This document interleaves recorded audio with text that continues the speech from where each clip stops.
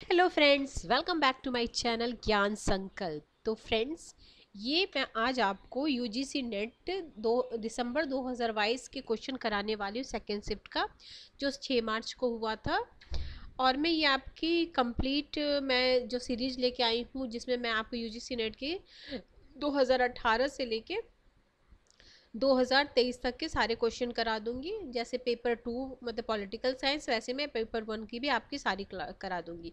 तो आज मैं ये पेपर 2 के लिए लेके आई हूँ यूजीसी नेट 2022 के क्वेश्चंस। तो फ्रेंड्स, इसके अलावा आपको मेरे चैनल पे पॉलिटिकल साइंस की काफ़ी बेहतरीन क्लासेस मिल जाएंगी।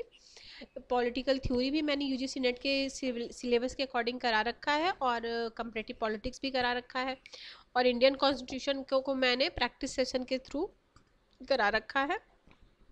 आप एक बार ज़रूर चैनल पे विजिट करें, और प्लेलिस्ट बनी हुई आप एक बार ज़रूर देखें, आपके लिए बहुत हेल्पफुल क्लासेस मिल जाएंगी।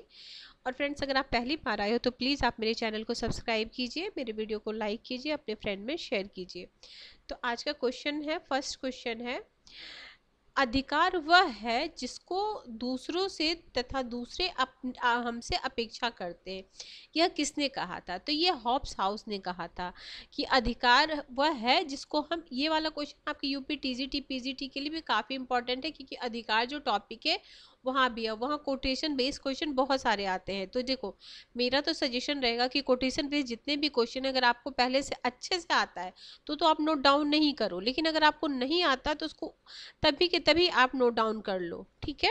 ताकि आप उसको 2-3 बार प्रैक्टिस करोगे तो आपको अच्छे से याद हो जाएगा।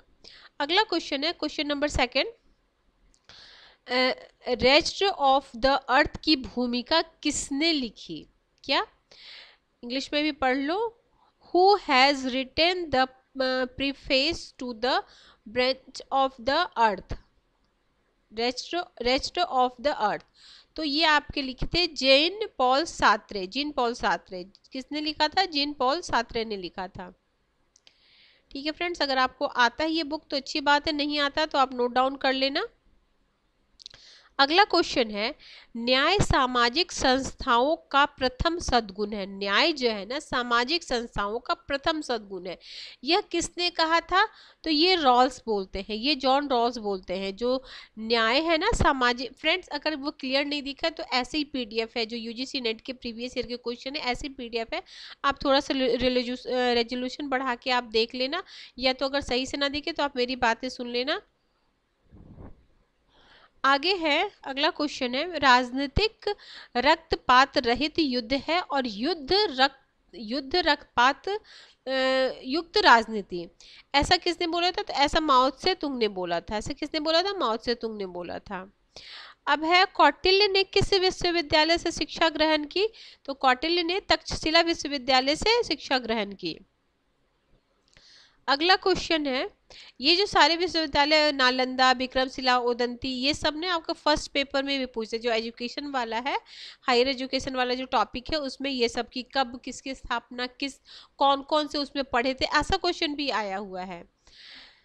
ठीक है, अगला है, फतवा ए जहांदारी की विषय वस्तु क्या है? तो फतवा ए जहांदारी जो पुस्तक है, उसमें उन्होंने मुस्लिम शासकों की नसीहत दी है। ठीक है, फतवा ए जहांदारी में क्या है? मुस्लिम शासकों के लिए नसीहत है। अगला है, बेगमपुरा ईश्वर साम्राज्य की संकल्पना, यह किससे संबंधित है? रमाबाई से, गांधी जी से, कबीर से, मीरा से? तो कबीर से संबंधित है। अगला है, आर्य महिला समाज की स्थापना किसने की? अंबेडकर ने, लोहिया ने, रमाबाई ने, सावित्रीबाई फुले ने? तो रमाबाई ने इसकी स्थापना की थी। अगला है, निम्नलिखित में से किससे कहा? अब देखो, रमाबाई से इसमें ये पूछ लिया, किसी में रमाबाई की बुक पूछ ले, किसी में पूछ ले रमाबाई को पंडिता क्यों बोला गया था, एक बार क्वेश्चन में आया। तो रमाबाई से ऐसे ही, रमाबाई ने मतलब कौन से धर्म को की वो की अवहेलना की, किस धर्म को नहीं मानता, तो रमाबाई से रिलेटेड ऐसी ऐसी क्वेश्चन पूछे जाते हैं।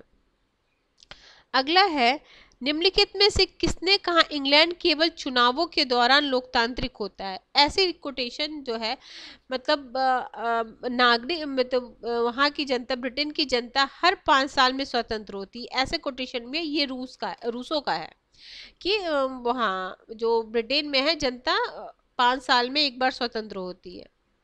अगला क्वेश्चन है ऑथोरिटेरियन पर्सनालिटी। ये बुक आप लिख लीजिए अगर आपको नहीं पता ऑथोरिटेरियन। अब ऐसा बुक तो सिंगल में देती है। अब जो क्वेश्चन अगर आप किसी भी स्टेट का ये पीजीटी टीजीटी दे रहे हो तो यूजीसी नेट से एट इट इज क्वेश्चन ले लेता है, ठीक है। और यूजीसी नेट में ऐसा रिपीट नहीं करेगा, लेकिन मैच द फॉलोइंग में ऐसे 4 बुक्स दे देंगे और उसकी थिंकर दे देंगे। तो ये आपके लिए बहुत इंपॉर्टेंट है। ऑथोरिटेरियन पर्सनालिटी ये किसकी है? थियोडोर अर्नाल्डो की है। थियोडोर अर्नाल्डो की है। क्या?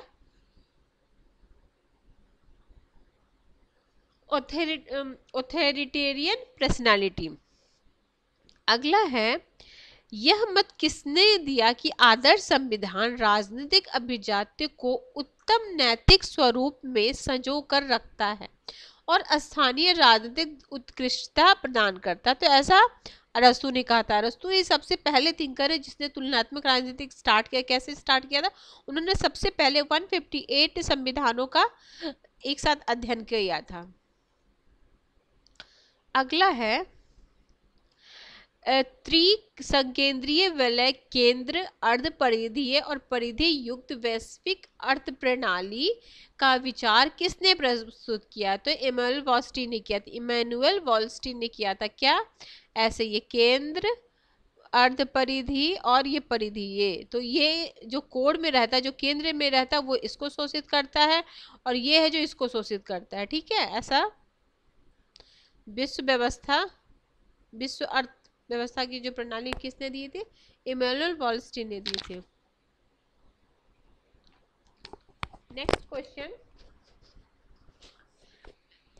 नेक्स्ट क्वेश्चन है निम्नलिखित में से किस अधिनियम या एक्ट के द्वारा प्रांतों में द्वैत शासन को समाप्त कर प्रांतीय स्वायत्तता को लागू किया गया था?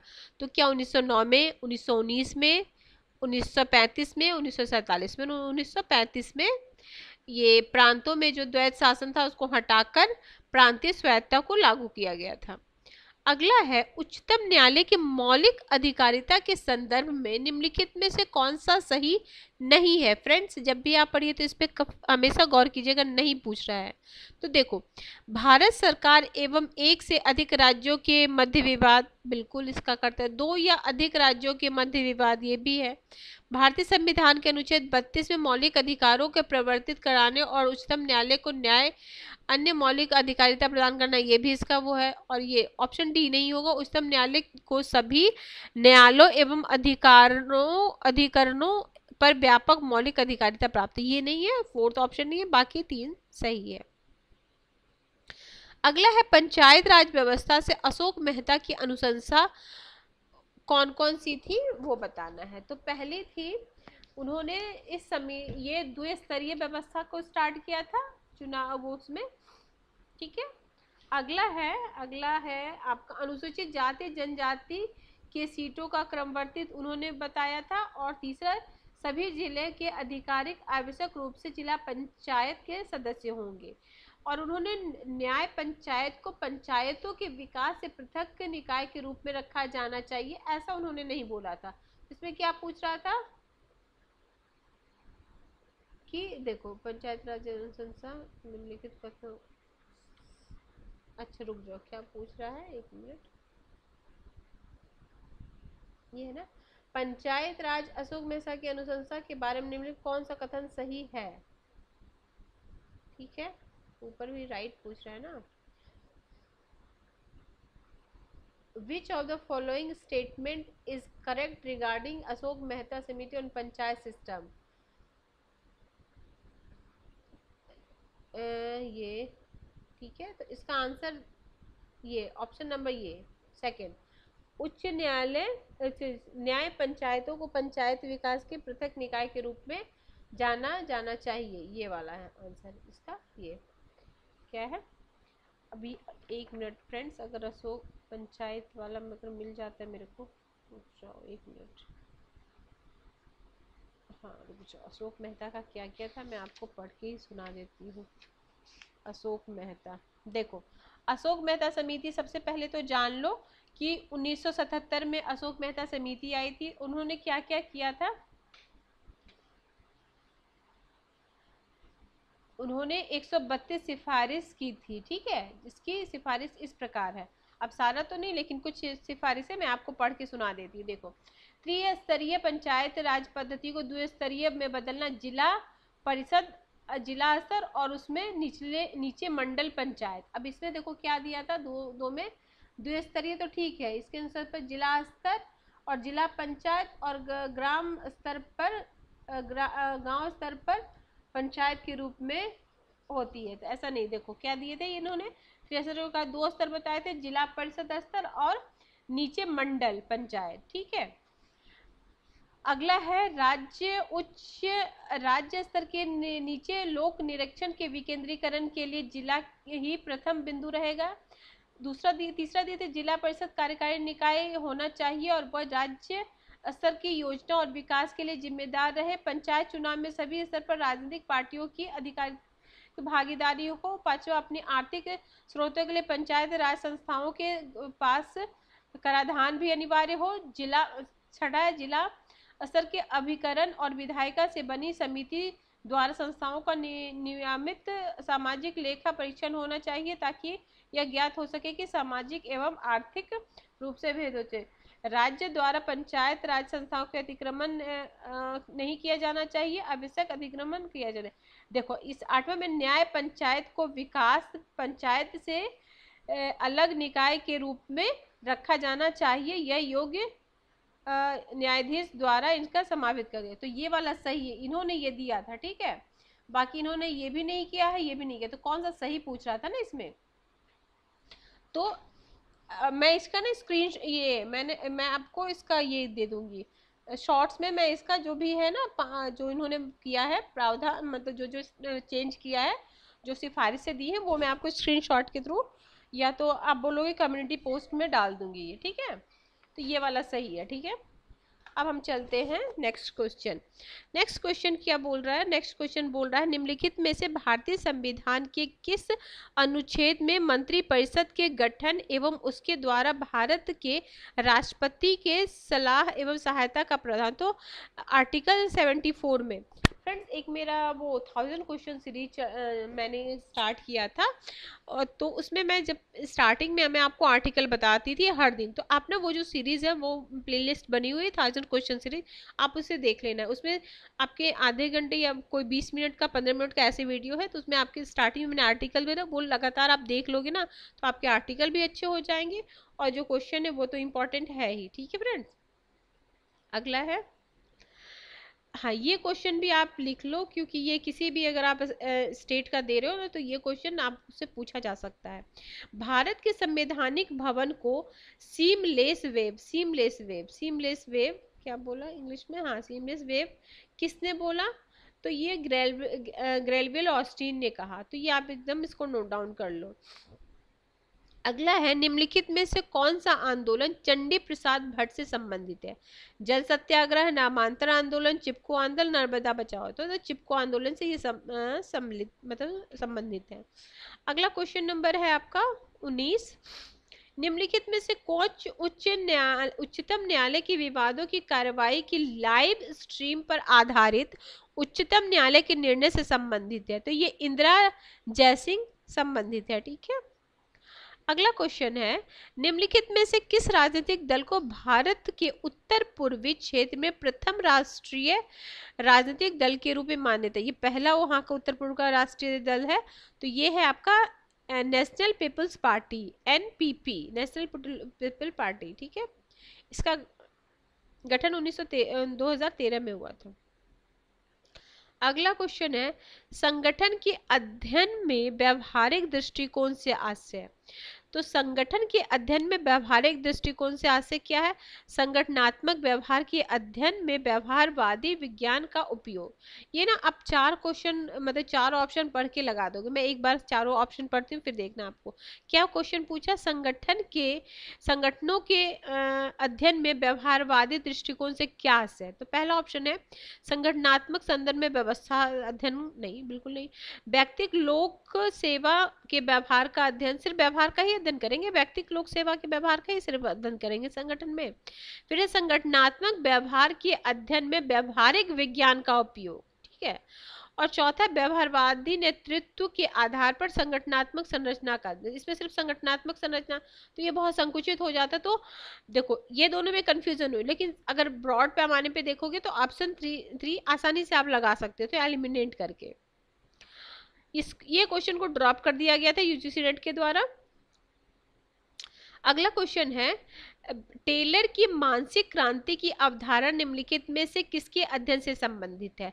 तो ये है आपका समरसता एवं सहयोग के अध्ययन से संबंधित है। ठीक है, इनके बुक्स भी पूछे जाते हैं, इनका टेलर का मेयो का बुक पूछा जाता है, और इन्होंने जो जो वो प्रयोग किया था वो भी पूछा जाता है। ये वैज्ञानिक प्रबंध से संबंधित है। अगला है, निम्नलिखित में कौन सी एक नौकरशाही मॉडल की कमी है? ठीक है, कौन सी एक नौकरशाही मॉडल की कमी है? तो पहला ऑप्शन है विधिक तर्कपरक सिद्धांतों का अभाव, नौकरशाही संगठन के संचालन में विधि के शासन का अभाव, तीसरा है दिशा निर्देशन कार्रवाई के रूप में मानसिक कारकों का अभाव, चौथा सैद्धांतिक रूप से समेकित कार्यवाहियों की संपूर्ण व्यवस्था का अभाव। तो option C is the right answer, दिशा निर्देशक कार्यवाही के रूप में मानकीय कारकों का अभाव। नेक्स्ट है क्वेश्चन, राष्ट्रीय उपभोक्ता निवारक आयोग का प्रथम अध्यक्ष कौन था? तो इसके प्रथम अध्यक्ष थे न्यायमूर्ति बालकृष्ण ईरानी। देखो ये जो है ना राष्ट्रीय उपभोक्ता निवारण आयोग, इसकी स्थापना आपको उपभोक्ता संरक्षण 1946 के तहत 1988 में हुआ था। ये आप सबसे पहले नोट डाउन कर लो, इसकी स्थापना कब हुई है? 1988 में, और ये इसके प्रथम अध्यक्ष हैं। ठीक है, और इसके अलावा ये है ना जो क्या बोलती हूँ, ये सारे जो ऑप्शन ये सारे इसके अध्यक्ष ही हैं। ठीक है, तो के एस परिपूर्ण है ना, ये आपके सेकंड अध्यक्ष हुए। फिर है सुहान है, ये थर्ड अध्यक्ष थे, और ये फोर्थ अध्यक्ष है। और वर्तमान में जो है ना एपी शाही अध्यक्ष है, शायद जहां तक मैंने पढ़ा है तो एपी शाही है। ठीक है, आप एक बार गूगल पे सर्च करके देख लेना, क्योंकि देखो पहले पूछा गया है कि इसके पहले अध्यक्ष कौन है, कभी पूछ सकता है इसकी स्थापना कभी, ये भी शायद क्वेश्चन पूछा गया कब स्थापना हुई है, तो हो सकता है अभी का पूछ ले, कभी वर्तमान में भी इसके कौन से अध्यक्ष है। ठीक है, अब ये चारों को ये भी याद रखना, चारों का ऑप्शन, क्योंकि हो सकता है इधर मैच द फॉलोइंग में दे दे कि पहले अध्यक्ष दूसरे अध्यक्ष। देखो जो एग्जामिनर है ना वो क्वेश्चन प्रीवियस ईयर करना क्यों जरूरी है, तो क्योंकि ना प्रीवियस ईयर के क्वेश्चन को ही मॉडिफाई करके नए क्वेश्चन बनते हैं, ऐसा नहीं है टॉपिक तो वही रहता है, तो इसी को मतलब मॉडिफाई कर देगा, उसको बन सकता हो सकता है चारों का ऑप्शन पूछ ले फर्स्ट सेकंड, क्योंकि ऑलरेडी हमारे प्रीवियस ईयर में पूछ चुका है ये क्वेश्चन। ठीक है, अगला है नीति आयोग का गठन कैसे हुआ? तो नीति आयोग का जो गठन है वो आपको पता होगा कि योजना आयोग के खत्म करके फिर नीति आयोग का बना। तो सबसे पहले ये जान लो, ये एक अधिनियम द्वारा नहीं किया गया, ये इसका गठन ना केंद्रीय मंत्रिमंडल के संकल्पना के द्वारा हुआ है। क्या हुआ है? केंद्रीय मंत्रिमंडल के संकल्पना के द्वारा होता है, और प्रधानमंत्री इसके अध्यक्ष होते हैं। ठीक, अगला है निम्नलिखित में कौन राष्ट्रीय खाद्य सुरक्षा अधिनियम 2013 की उल्लेखनीय विशेषता नहीं है? तो देखो गर्भवती महिला, अब ये आप ना सर्च कर लेना और इसमें जो जो होगा एक बार पढ़ लेना, जैसे जब क्वेश्चन करते हो ना तो वैसे ही किया करो कि इसके अंदर की 2-3 चीजें कर लो। तो गर्भवती महिलाओं को भोजन की हकदारी, ये वाली बातें हैं। राशन कार्ड जारी करने हेतु के उद्देश्य हेतु कुटुंब की सबसे जो प्रौढ़ महिला होती है उनको मुखिया होगी।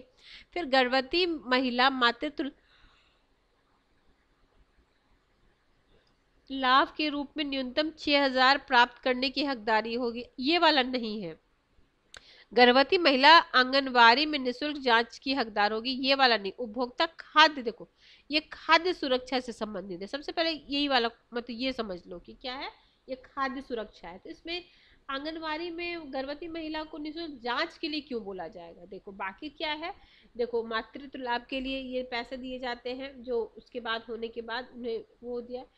तो ये वाला मतलब आप अगर थोड़ा भी दिमाग लगाते तो शायद एलिमिनेट करके ये क्वेश्चन सॉल्व किया जा सकता है। आगे है, संविधान के दर्शन निम्नलिखित में से किसके द्वारा अनुप्रमाणित एवं निर्मित है? तो ये संविधान सभा 22 जनवरी 1947 के प्रस्ताव द्वारा, ठीक है, ये याद रखना। अगला क्वेश्चन है, वर्तमान में संघ राज्य और समवर्ती सूची के संबंध में निम्नलिखित कथनों में कौन सा असत्य है? ठीक है, असत्य पूछ रहा है।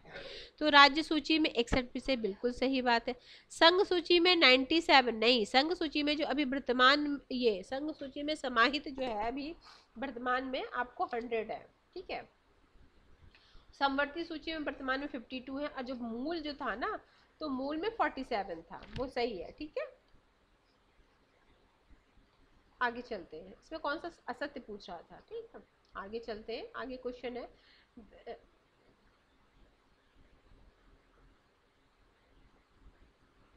ठीक, ये वाला, व्यक्तिगत प्रबंध के माध्यम से कार्यकारी नियंत्रण करने की नकारात्मक विधियां जिसका भारत में कम प्रयोग किया गया है।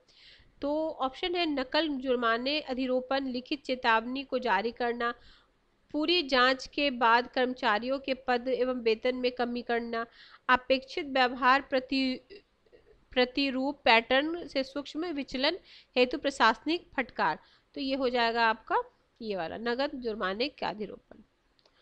अगला है, हेनरी फ्योल प्रशासन का सामान्य सिद्धांत निम्नलिखित किस पर अनुप्रयोग होता है? तो ये शीर्ष प्रबंध पे होता है, ठीक है।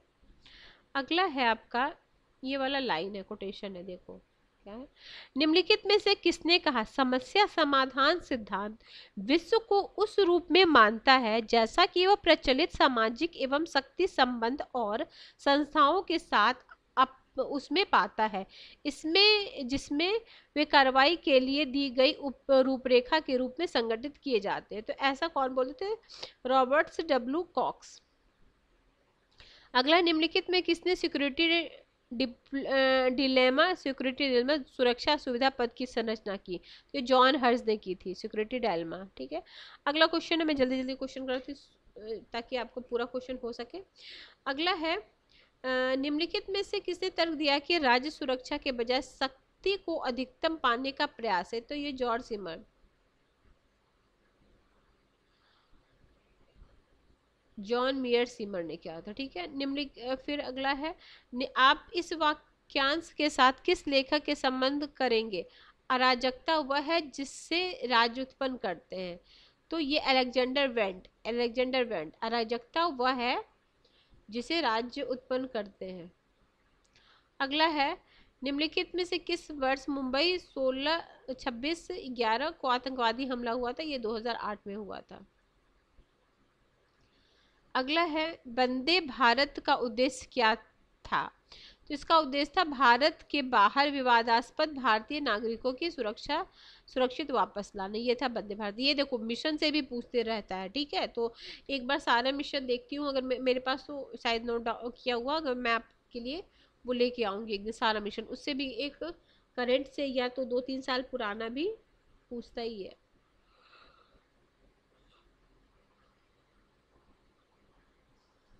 गुटनिरपेक्ष आंदोलन भारत में किस वर्ष भाग लिया? तो भारत तीन देश के भारत ने स्टार्टिंग में ही 1961 में ही इसमें भाग लिया था। अगला है, एक्ट, देखो लुक ईस्ट पॉलिसी तो पीवी नरसिम्हा राव के, लेकिन एक्ट ईस्ट पॉलिसी की घोषणा कब हुई थी? तो 2014 में, 2014 एक्ट ईस्ट पॉलिसी, ठीक है।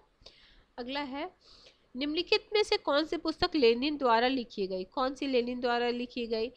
तो मैंने अपने चैनल पे लेनिन और माओ को भी करा रखा, वेस्टर्न पॉलिटिकल थॉट से मैंने कंप्लीट करा, एक दो थिंकर ही बचे हैं। तो आप लेनिन को भी मैंने अच्छे से उनके बुक्स के बारे में बताया है, अगर आपने वो नहीं देखा है तो प्लेलिस्ट बनी हुई है वेस्टर्न पॉलिटिकल थॉट्स, आप सारे थिंकर को उससे एक बार जरूर सुन लो। तो आपके क्वेश्चन जब आप 2 से 3 बार तो आपको सुनी पड़ेगी वीडियो, और अगर आप एक बार भी अच्छे से सुनते हो और कुछ कुछ चीज़ नोट डाउन करते हो तो आप एक बार में ही आप अपना शॉर्ट नोट्स तैयार कर सकते हो। तो करना फ्रेंड्स, आपके लिए काफ़ी हेल्पफुल रहने वाला है।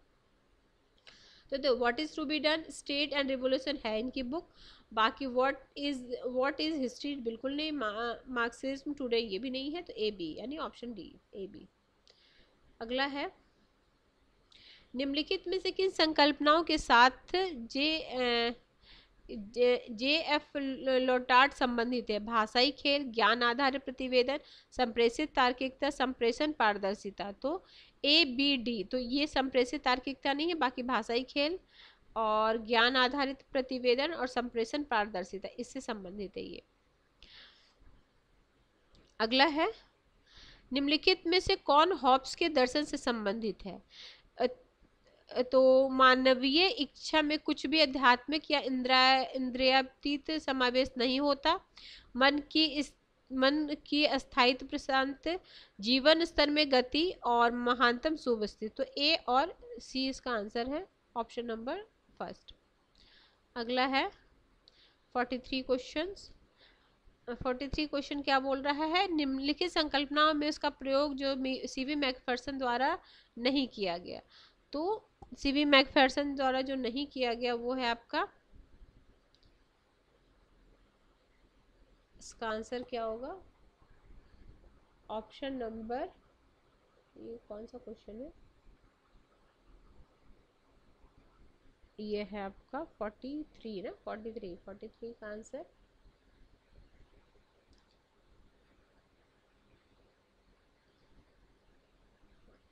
तो इसका आंसर,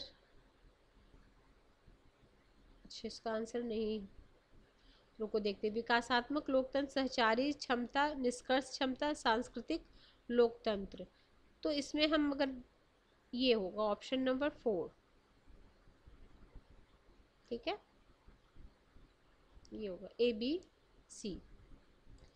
अगला क्वेश्चन है, अगला क्वेश्चन कौन सा है? ये 44 क्वेश्चन है आपका। ये विवेकानंद के संदर्भ में कौन सा सही है? तो विवेकानंद 1987 विवेकानंद रामकृष्ण मिशन को प्रारंभ किया, ठीक बात। विवेकानंद ने हिमालय में अद्वैत आश्रम की स्थापना की। विवेकानंद ने 1918 की राजद्रोह समिति रिपोर्ट की को स्वीकृत किया। विवेकानंद का यह मत भी था कि किसी राष्ट्र का वास्तविक मूल सदैव उसकी सैन्य शक्ति या भौतिक विकास के रूप में नहीं मापा जा सकता। तो इसका हो जाएगा सी नहीं है, बाकी सब सही है। सही पूछ रहा है ना, तो ए बी डी। अगला है क्वेश्चन, तिलक के संदर्भ में कौन सा कथन सही है? तिलक का यह मानना है कि भारतीय राष्ट्रवाद की जड़ भारतीय जनमानस की भावना और संवेगों में निहित है। तिलक अली बंधुओं को मुक्ति और कांग्रेस प्रस्ताव के भी प्रस्तावित किया था। तिलक के अनुसार स्वराज एक नैतिक आवश्यकता है। फिर तिलक ने पूना न्यू इंग्लिश स्कूल की स्थापना की नहीं। तो आप इसमें क्या कर सकते थे? डी को एलिमिनेट कर देते तो आंसर आ जाता, ठीक है। तो ये आगे है क्वेश्चन नंबर, कौन सा क्वेश्चन नंबर ये आपका 46। आज हम 50 क्वेश्चन तक करेंगे फ्रेंड्स, नेक्स्ट क्लास में मैं 50 क्वेश्चन करा दूंगी। और ये वाला क्वेश्चन में अगर डाउट है, अगर देखो आंसर इसमें नहीं किया था, तो अगर होगा तो मैं आपको फिर से जब क्लास लेके आऊँगी मैं अगला 50 क्वेश्चन, तो मैं ये कंफर्म करा दूँगी, ठीक है फ्रेंड। ये क्वेश्चन नंबर मैं याद रखती हूँ, कौन सा क्वेश्चन नंबर है? क्वेश्चन नंबर 43, ठीक है फ्रेंड। चलो अगला आगे है ये वाला, ग्रेलवेल आल्मंड ने दलीय प्रणाली की निम्नलिखित में कौन सी श्रेणी वर्गीकृत किया था? तो उन्होंने किया था ये सत्तावादी दलीय, फिर है प्रभावी गैर सत्तावाद दलीय, फिर ऐसी प्रतिस्पर्धा द्विदलीय प्रणाली, फिर ये है प्रतिस्पर्धा बहुदलीय प्रणाली। गैर प्रतिस्पर्धा द्विदलीय ये वाला नहीं है। अगला है क्वेश्चन, संविधान सभा की संरचना के निम्नलिखित कौन सा कथन सही है? ठीक है, तो प्रत्येक रियासत में उसकी जनसंख्या के अनुपात में सीटों का आवंटन किया जाना था। प्रत्येक ब्रिटिश प्रांत के लिए आवंटित सीटें मुस्लिम, सिख एवं सिखों तथा अन्य साधारण जनसंख्या के मध्य विभाजित की गई थी। अन्य समुदाय के लिए आवंटित की गई सीटों एवं प्रांतीय विधानसभा के समुदाय के सदस्यों द्वारा निर्वाचित होगा। उपरोक्त प्रक्रिया में एकल संगणना मत प्रणाली के आधार पर अनुपातिक तरीके द्वारा पालन और यह किया जाएगा। तो इसका हो जाएगा ए बी सी डी, यानी सारा सही है डी। क्वेश्चन नंबर 48 निम्नलिखित में से किन सूचनाओं के बिना किसी अपवाद के सूचना के अधिकार अधिनियम आरटीसी से छूट प्राप्त है। तो ये आपका सारा है, तो सारा पढ़ देती हूँ मैं। वैसे सूचना जो सरकारी विभाग की वित्तीय जवाबदेही के संदर्भित करेगा। कैबिनेट बैठक की विचार विमर्श से संबंधित सूचना। वैसे सूचना जो किसी जांच की प्रक्रिया को बाधा उत्पन्न करता है। जजों की नियुक्ति के संबंध न्यायिक प्रलेख। तो ये सब है 1 2 3 4 49 क्वेश्चन क्या है, निम्नलिखित में कौन सा राज्य गठन के आधार पर जुड़ा हुआ है। तो देखिए निम्नलिखित में कौन से राज्य का गठन भाषा के आधार पे हुआ। ठीक है, तो देखो सबसे पहले तो आंध्र प्रदेश हुआ था, फिर है आपका ये भी हरियाणा और महाराष्ट्र। तो ये दोनों नहीं होगा। ठीक है, ABC है आंसर। ये आज के क्लास का लास्ट क्वेश्चन है, GST में निम्नलिखित कौन से शामिल है। केंद्रीय वित्त मंत्री, भारत के प्रधानमंत्री, राजस्व अथवा वित्त के प्रभावी केंद्रीय राज्य मंत्री, वित्त या कराधान के प्रभावी मंत्री तथा प्रत्येक राज्य सरकार द्वारा नामित कोई अन्य मंत्री, और ई है भारत सरकार के वित्त सचिव। ठीक है, तो इसमें ACD, तो ए में हो जाएंगे ये केंद्रीय वित्त मंत्री, फिर सी में हो जाए ये नहीं है। ठीक है, भारत राजस्व वित्त के प्रभावी ये, और डी है वित्त कराधान के प्रभावी मंत्री, प्रत्येक राज्य सरकार द्वारा नामित कोई अन्य मंत्री। तो ये ठीक है फ्रेंड्स, तो आज मैंने 50 क्वेश्चन कराए। नेक्स्ट क्लास में आगे के 50 क्वेश्चन कराऊंगी। अगर आपको किसी भी वजह से ये चैनल आपके प्रिपरेशन में थोड़ी भी हेल्प करिए तो प्लीज़ आप मेरे चैनल को सब्सक्राइब कीजिए, मेरी वीडियो को लाइक कीजिए और अपने फ्रेंड में शेयर कीजिए। Till then bye bye, see you in next video.